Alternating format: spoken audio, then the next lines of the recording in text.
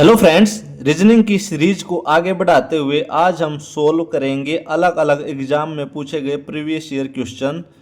तो हमारा पहला क्वेश्चन है कि निम्नलिखित आकृति में कितने त्रिभुज हैं। ये एक आकृति दी गई है और पूछा गया है कि इसके अंदर टोटल कितने त्रिभुज हैं, 18, 20, 22 या 16। तो ऐसे क्वेश्चन को कैसे सोल्व करेंगे, देखो पहले हम अंदर वाले काउंट करेंगे जो सिंगल हैं, यानी 1, 2, 3 और 4। तो 4 तो हो गई ये। उसके बाद अगर इस लाइन को हटा दें तो एक त्रिभुज ये यहाँ पे बन रहा है 5, एक यहाँ पे बन रहा है 6, एक ये बन रहा है 7 और एक ये बन रहा है 8। तो 4 ये बन गए। अब देखो अगर हम दोनों को मिला के काउंट करें 2 और 3 को, एक त्रिभुज ये, एक एक और 4 को मिला के एक ये, 4 और 3 को मिला के एक ये और 1 और 2 को मिला के एक ये। तो टोटल 4 और त्रिभुज बन रही हैं यहाँ पे। इन दोनों को मिलाने के बाद एक ये, 2 ये, 3 ये और 4 ये।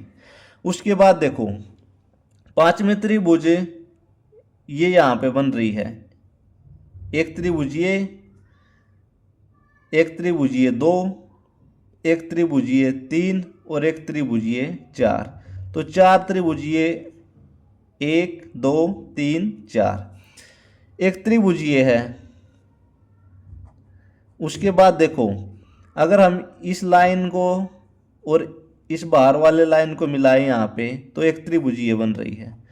तो टोटल त्रिभुज कितनी हुई, 4 और 4 8 और 4 12 और 4 16 17 और 1 18। तो ऑप्शन 1 18 इसका राइट आंसर हो जाएगा। चलते हैं अगले क्वेश्चन पर। अगला क्वेश्चन है कि निम्नलिखित आकृति में कितने त्रिभुज हैं। ये एक आकृति दी गई है और पूछा है कि इसके अंदर टोटल कितने त्रिभुज हैं। जब ऐसी आकृति हो तो उसको सोल्व करने की एक शॉर्ट ट्रिक होती है। देखो हम यहाँ से नंबर डालना स्टार्ट करेंगे, 1, 2, 3, 4, 5, 6, 7, 8। इस 8 को हम 2 से गुणा कर देंगे तो टोटल हुए 16। तो इस आकृति के अंदर टोटल 16 त्रिभुज हैं। तो ऑप्शन 4 इसका राइट आंसर हो जाएगा। चलते हैं अगले क्वेश्चन पर। अगला क्वेश्चन है कि दी गई आकृति में त्रिभुजों की संख्या ज्ञात करो। यह आकृति दी गई है और इसके अंदर पूछा है कि टोटल कितने त्रिभुज हैं। तो देखो इसको कैसे सोल्व करेंगे। अगर सिर्फ हम इस नीचे वाले को भूल जाएं, यानी कि सिर्फ जो ये ऊपर वाला है अगर हम इसको देखें तो देखो यहाँ पे कितने ये लाइनें हैं, 1, 2, 3 और 4, यानी ये 1, 2, 3 और 4। तो इसको कैसे सोल्व करेंगे, हम पहले का नंबर डालेंगे 1 जमा 2 जमा 3 और जमा 4। तो 4 और 3 7 और 2 9 और 10। अगर सिर्फ इतनी आकृति को पूछा जाए ना कि इसके अंदर कितने त्रिभुज हैं तो इसके अंदर होगी 10। अब 11, एक ये 12 और इन दोनों को मिलाने के बाद एक और बन जाएगी। तो टोटल कितनी हुई, 13। तो इस आकृति के अंदर 13 त्रिभुज हैं। चलते हैं अगले क्वेश्चन पर। 22 का क्वेश्चन है कि 3 की विपरीत सतह का अंक ज्ञात करो। ये 3 डाइस दिए गए हैं और पूछा गया है कि जो 3 है इसके अपोजिट साइड में कौन सा अंक आएगा, 1, 4, 5 या 6। तो देखो अगर हम इन तीनों पासों को ध्यान से देखें तो देखो 3 के अपोजिट पूछा है कि 3 के अपोजिट क्या आएगा। यहाँ पर हमें 1 दिखाई दे रहा है तो 1 तो 3 के अपोजिट आएगा नहीं, तो 1 नहीं आएगा। 2 भी हमें दिखाई दे रहा है तो 2 भी नहीं आएगा। उसके बाद 3, यहाँ पर 3 है, यहाँ पर हमें 5 भी दिखाई दे रहा है तो 5 भी इसके अपोजिट नहीं आएगा, तो ये भी नहीं आएगा।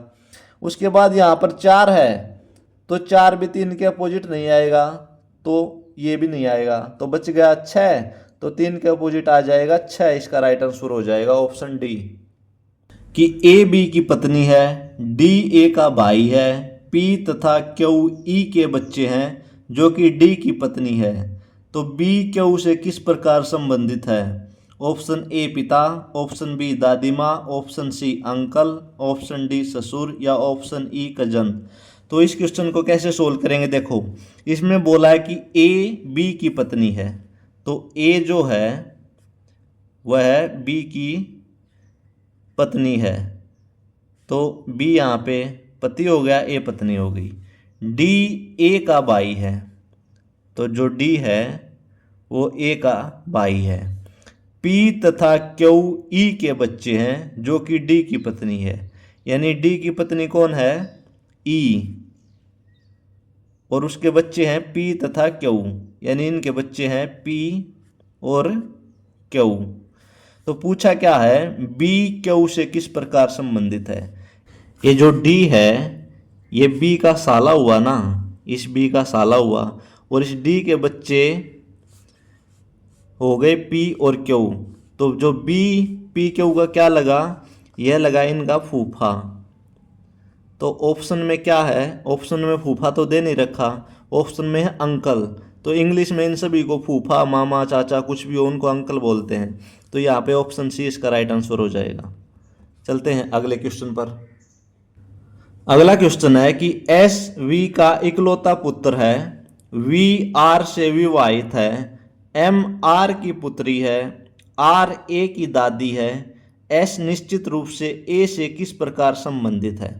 तो देखो शुरुआत से करते हैं कि एस वी का इकलौता पुत्र है, यानी जो एस है वो वी का इकलौता पुत्र है। अभी ये नहीं पता कि वी इसकी माता है या पिता है।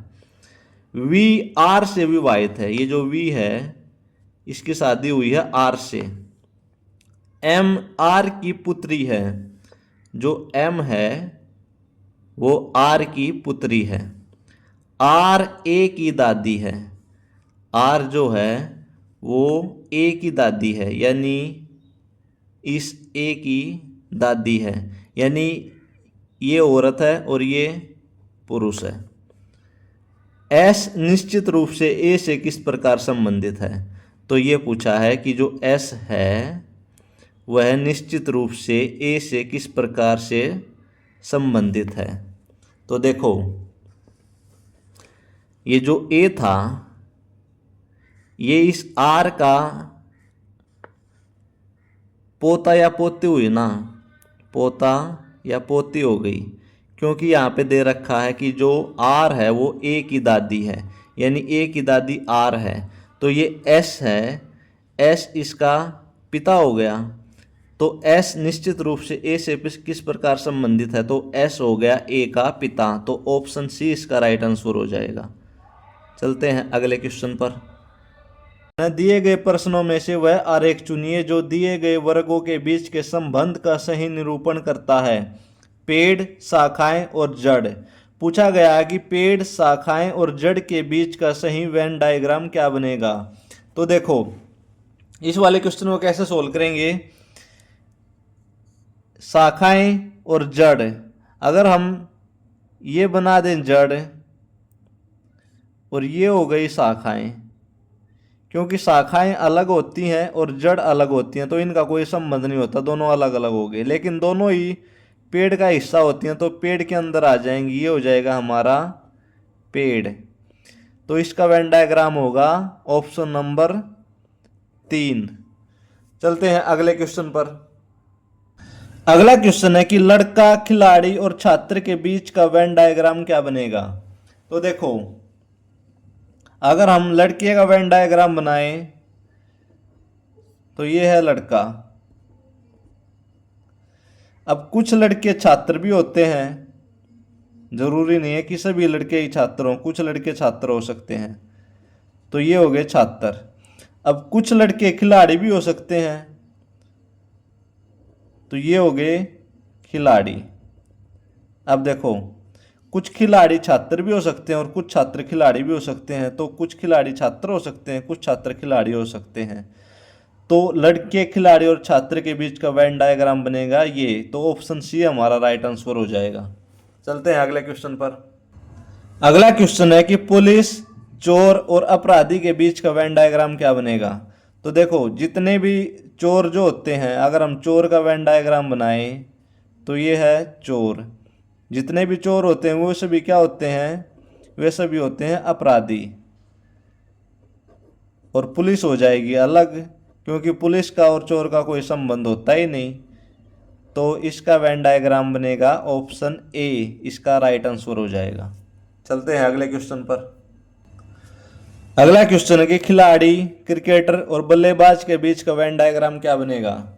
तो देखो, जितने भी जो बल्लेबाज होते हैं, यानी बल्लेबाज, बल्लेबाज का वेन डायग्राम बनाइए, हो गया हमारा बल्लेबाज।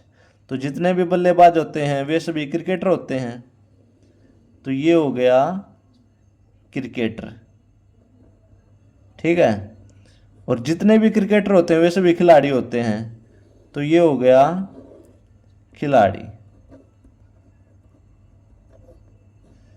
तो ऑप्शन बी इसका राइट आंसर हो जाएगा।